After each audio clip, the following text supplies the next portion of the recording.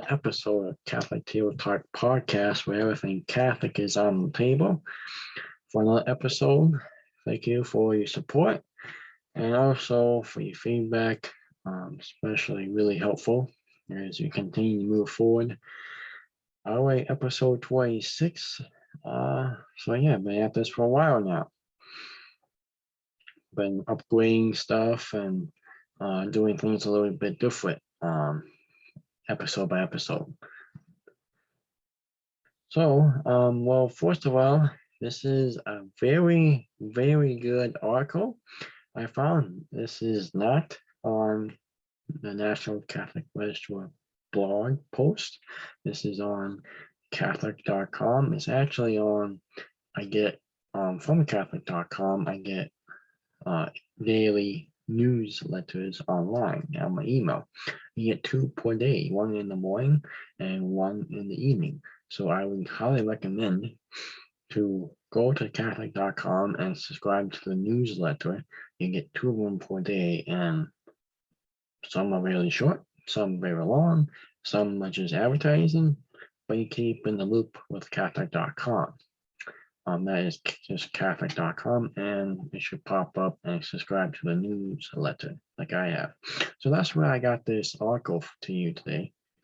And it's a very important article in today's times if in the church, and also if you're not in the church, if you're not Catholic, you might know it on the news. It's about abortion, and really sad that we're going to get a speaker for this, because I think a speaker would be very nice for this, but couldn't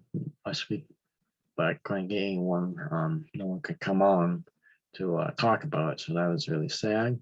So bear with me. I'm going to stumble a little bit like I always, but we'll try to get through this together. This is Apologist from Catholic.com, and I should try to see if I can do the show with him, but dang it, so that was my bad. Catholic Apologist Trent Horn, this is his article. He is at Catholic.com. Also, he teaches classes on Homeschool Connections, so check out his classes at homeschoolconnections.com. So, it's 3 ways to be a better pro-life boy. So like I said, it's a long article, so bear with me. Apologist Trent Horn is often asked, how do you keep your cool and give such effective answers when you discuss abortion and pro-choice causes on Catholic Answers Live, which is a radio show? No one knows what Catholic Answers Live is. Catholic Answers Live is on every day, YouTube, Facebook Live, Catholic.com, and a number of radio stations throughout America and around the world, 5 to 7 weekdays Central Time. Trent's response is that he uses the following 3 approaches when responding to these callers. Trent recommends everyone use these tips when discussing this subject, or frankly, any controversial issue. Force approach for being a better pro-life, or agree whenever possible. So some pro-life advocates think that if they agree with a circuit on anything, then somehow they have hurt their defense of the pro-life position. In reality, though, if a pro-life advocate fails to agree with a critic on anything, he'll come off as a walking agenda and not as an honest seeker of truth. Pope St. John Paul II wrote in his encyclica,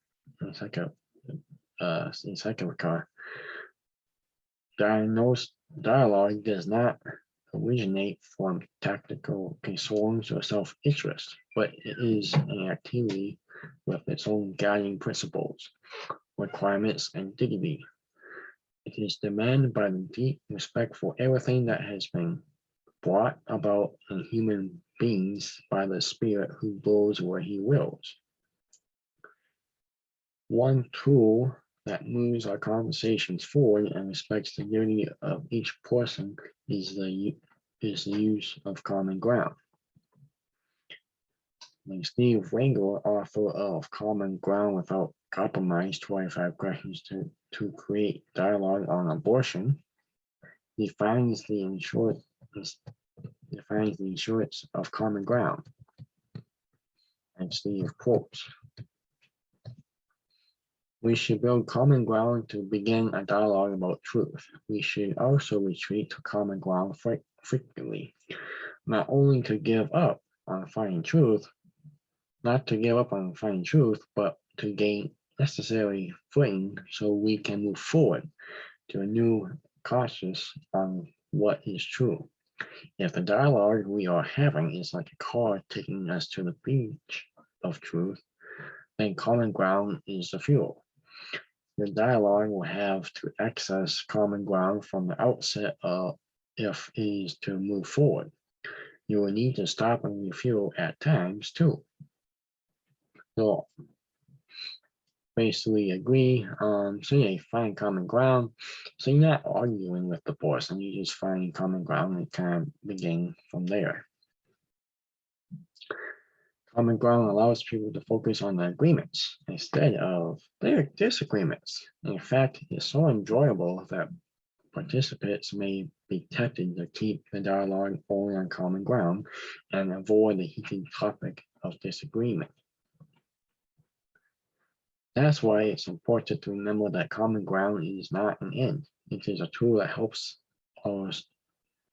us solve our disagreements. And a meeting with more than 200 representatives of other world religions, Pope Benedict XVI said that dialogue is not meant to create good relationships, but that the broader purpose of a dialogue is to discover the truth. That is statement one. Once again, agree whenever possible. You might think being in a disagreement that's where you want to be at, but actually you should find the common ground first and then move forward from there. Like Pope Benedict said, it's not meant to be good. Dialogue is not to create good relationships, but the broader purpose of dialogue is to discover the truth. So common ground allows people to focus on the agreements instead of the great disagreements. So that's how you do it in a project. Like this is what a project is. So that's how you do it. You don't necessarily disagree. You just find common ground, go from there, and try to have less disagreements. Number two, instead of making statements, ask questions. And I love this one. Kind of talked about this, and if Gary Michuta is still watching, listening to the show, we kind of talked about this in his classes about what happens if someone comes up and asks you a question. What do you do? And this is what you do. Instead of making statements, you ask them questions. And also, just by the way, just throwing this out there, that's the same. I'm taking business classes right now, and that's the same effect. So most people think of statements, but you should think of questions. When we make statements in conversation, they can turn unintentionally into speeches that get ignored. A better approach is to ask questions because this lets us steer our conversations toward the truth without having to preach the truth to anyone. I have found that there are 4 questions that are essential to any good conversation, including those regarding abortion. First question is, why do you believe? What do you believe? Too often we assume that what someone else believes based on their income, their race, their gender, their religion or lack of religion, or some other external factor. Never assume what someone believes. Instead, just ask, why do you think that's true? Or how did you come to believe that? How a person arrived at a belief or why he thinks it's true can even be more interesting than what he actually believes. It's vital to discover this so that You can help the person see where he's sticking with one, and if he happens to have a false belief.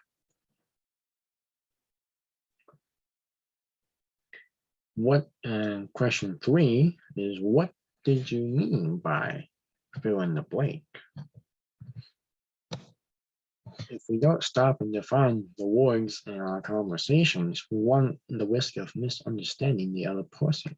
Here are just a few words whose meanings can vary dramatically between people when they talk about abortion. And the meanings are life, choice, rights, fetus, person, human, and even abortion. By carefully defining the words being used, you will be able to talk to the person you disagree with instead of talking past them. What would you say? Number 4 is, what would you say to someone who says fill in the blank? After you learn, Trent says, what the other person believes and why he believes it, you may want to challenge his belief and show him it's false.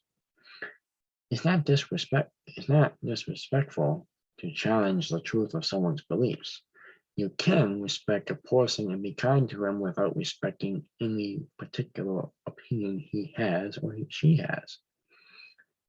By using a question from a hypothetical inquirer instead of a direct accusation from yourself, the person with whom you're speaking is less likely to become defensive or take the challenge personally.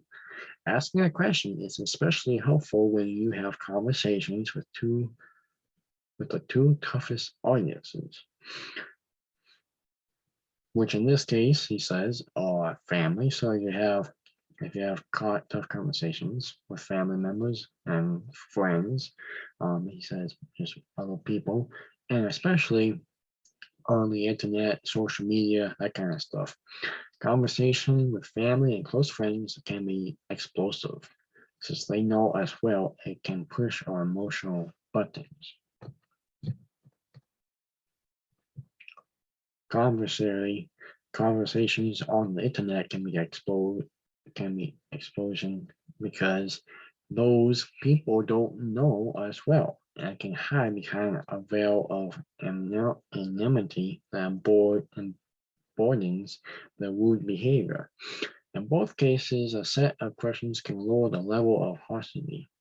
With enough practice, without having to make a single statement, you can help a person see what he believes does not make sense. So the same thing, ask a question, don't make a statement, because you get to the bottom faster, and you can see if you can probably tell them and show them that it doesn't make any sense. And number 3, our last one, is don't be weird. Trent says, I understand that our culture often labels people who think abortion should be illegal as weird. When I say don't be weird, I don't mean do anything it takes to make pro-choice people like you. If that's your goal, then you should stop paying for abortions. Instead, don't be weird means don't engage in activities that will unnecessarily offend those who disagree. Consider a pro-life advocate who dresses up in a grim Reaper costume, complete with a skull mask and sci-fi, and holds "I'll see you in hell" sign at an abortion facility. Now, I bet this person cares deeply about the unborn, and I'm glad he is at least outside an abortion facility. But he has stopped to think of what the women going into the facility think when they see him. Instead, but let me repeat that. But has he stopped to think of what the women going into this facility think when they see him? Instead of seeing someone else, they that makes them feel safe and welcomed, those women see someone who makes them feel scared and uncomfortable. When Abby Johnson served as director of Planned Parenthood in Texas and saw protesters like these, she was like, if they cared about these women, they wouldn't look so frightening. Johnson later quit her job and became a pro-life advocate. She credits her conversion to the group 40 Days for Life, who showed her genuine love and compassion while praying in Florida for abortion facility. As pro-life advocates, we become weird when we don't think about how our words and actions affect other people. St. Paul said, let your speech always be gracious, seasoned with salt, so that you may know how you ought to answer everyone. That's from Colossians chapter 4, verse 6. Let me repeat that again. St. Paul said, let your speech always be gracious, seasoned with salt, so that you may know how you ought to answer everyone. Colossians chapter 4, verse 6. For example, it's weird when we ask about abortion in the case of rape, and we spend our time discussing how these abortions account for 1%, less than 1% of abortions, and why the child shouldn't be punished for the crimes of his father without even once acknowledging how awful it would be to become pregnant through an act of rape. Instead of going into a conversation with the attitude, I'm going to win, go into the conversation with the attitude, I'm going to be winsome, and the Holy Spirit will do the rest. Proverbs chapter 15, verse 1 reminds us. This is the end of the article. A soft answer turns away wrath, but a harsh word stores up anger.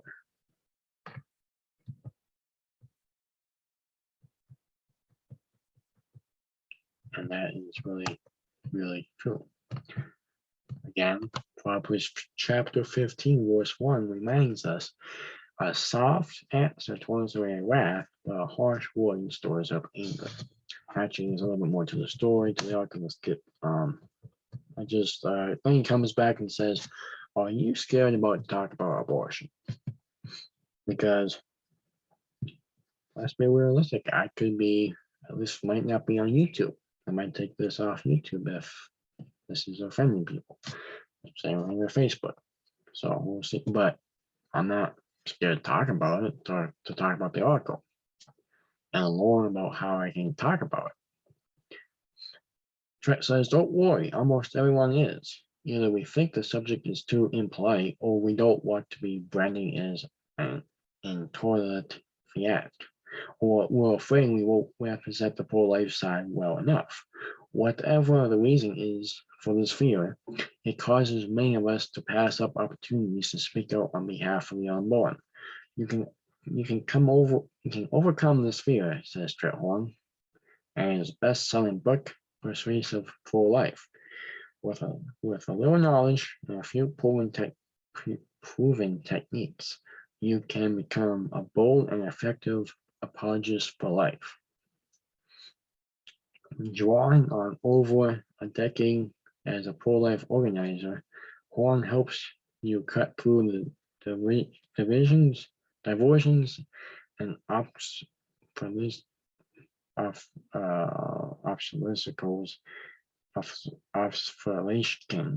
the pro-choice side in order to accurately frame the legal, historical, and medical issues surrounding abortion.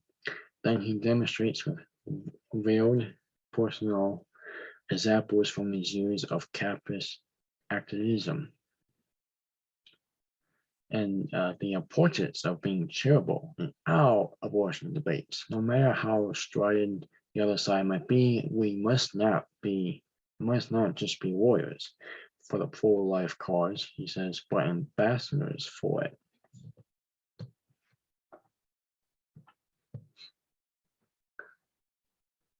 So then Horn leads you in a guide tour of many types of pro-abortion opponent or inquire the pragmatic, the skeptic, and the conflicted, among with more real-life examples. In each case, he teaches you specific approaches, what to say and what not to say, and how to hear and how to better yourself that are custom targeted to every situation. The struggle over abortion has never been harder, and mistakes could never be higher. Wayne Tripp's best-selling book, Persuasive Pro-Life Today, and never again be afraid to speak up for the pressures and fundamental right to life. And that's the end of the article. So, yeah, I give a little advertising for Trent Horn there. Hopefully that's okay. For his book, Persuasive Pro-Life, you can pick that up at catholic.shop.com, catholic.shop.com. Hopefully we'll have him on the show soon. That's Trent Horn. So yeah, hopefully you feel a little bit better with how to react, how to answer, how to talk to someone about abortion. Because like I said, it's hard, like the author says, it's hard, but it's a hard topic. It's a hard topic on the table right now in the church. And like I said, if you're not a Catholic, it's a hard topic as well. So actually, here we are, Catholic Answers Live, short right here. Supporting them, check them out, Catholic.com, Catholic Answers Live radio show every weekday from 5 to 7. So that's it for this week. We have hopefully another guest next week. And hopefully this stays on YouTube. Hopefully we're not taking off. But someone has to talk about abortion. So also a few more tips is to pray to end abortion. And also pray the rosary outside an abortion clinic. That's one of the good steps, not go out there with big signs and everything, yelling or anything. That's one of the good steps about defending pro-life is pray the rosary outside. That's what Dan Egan has done. I think a lot of my guests have done, or I will do someday. So that's it for this week, though. God bless, God willing. We'll see you again next week. Same time, hopefully same page. And God willing, we'll see you next time at the table on Catholic Table Talk podcast, where everything Catholic is always on the table.